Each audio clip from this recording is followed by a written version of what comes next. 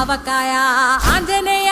కథ మొదలెట్టినాడు చూడరయ్యా శక్తినంతా కూడగట్టి చెట్టు దులిపినాడు అంజయ్య ఎర్ర ఛాయ కోతి అవతార వెంటమాయ కత్తి సేత పట్టకుండా కాయ కోసినాడు కపిలయ్యా